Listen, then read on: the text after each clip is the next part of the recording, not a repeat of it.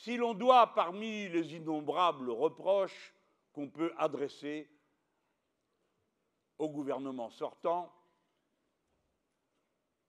quand on critique la loi El Khomri, voyez-vous, il y a dedans des petites cruautés qui ont d'abord été enlevées, d'autres maintenues.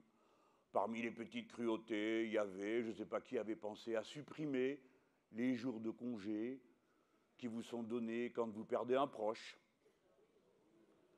Alors finalement, quelqu'un s'est rendu compte que ça faisait trop. Alors ils l'ont enlevé, ils ont dit c'est une concession. Vous voyez que la discussion sert à quelque chose. Avec cet art inimitable qu'ils ont de nous prendre pour des imbéciles, tant et si bien qu'ils ne se sont même pas rendus compte qu'entre-temps on avait compris. Et qu'ils n'arriveront plus jamais à nous faire 2 fois le coup du discours du Bourget. Donc, parmi les nombreuses choses qu'on peut reprocher dans cette loi El Khomri, par exemple, il y avait le fait que, dorénavant, ce ne sera pas comme auparavant pour ce qu'on appelle le délai de prévenance. Vous le savez, les gens, ce que c'est. Hein? Avant, vous aviez une semaine. Déjà, une semaine, il faut se débrouiller pour changer son horaire de travail. Ce n'est pas évident hein, de trouver en une semaine la solution de rechange. Ben, ils ont changé. Ils vous ont pris plus près du nerf. 3 jours. Va changer ta vie. Va changer l'organisation de ta vie. Des heures auxquelles tu passes pour aller chercher tes gamins à l'école ou à la crèche, etc. en 3 jours. Vous savez très bien à quoi ce genre de décision aboutit. Évidemment, tout le temps, c'est l'espoir que les femmes restent à la maison et que par conséquent, leurs emplois soient disponibles et que par conséquent, comme elles sont moins autonomes, elles sont plus dociles. Oui, c'est ça qu'il y a dans la loi.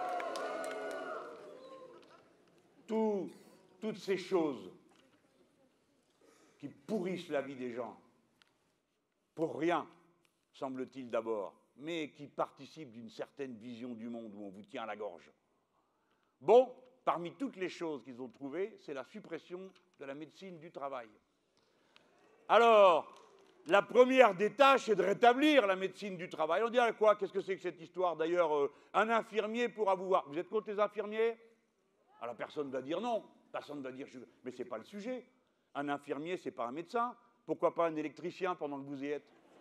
Un infirmier, c'est un infirmier, un médecin, c'est un médecin, un électricien, c'est des métiers, les gens. Il faudra vous coller ça dans la tête, les importants. Ce sont des métiers avec des qualifications, des savoirs, des manières de faire que l'un sait, l'autre ne sait pas, même si vous savez ce que fait l'autre. C'est pour ça que vous travaillez en équipe. C'est ça, les métiers. Donc le dépistage, c'est une urgence professionnelle de rétablir la médecine du travail avec le pouvoir de prescription du médecin qui doit pouvoir dire « ça, arrêtez de lui faire faire, ça va le tuer ». Et ça, il faut qu'il ait ce droit.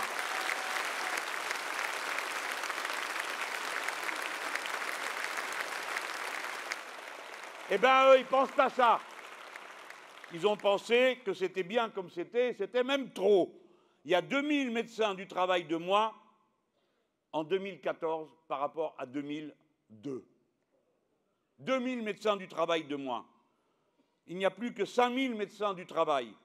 Un médecin du travail pour 4600 salariés. Voilà. Vous comprenez? C'est pas si dur que ça d'empêcher les gens de se rendre malades. C'est pas si dur que ça de s'apercevoir à temps pour les soigner à temps, à condition qu'ils puissent trouver où se soigner et être sûrs qu'ils peuvent se payer ces soins. Vous le voyez, c'est une organisation. Et pour que ça fonctionne, il faut évidemment partager la richesse différemment.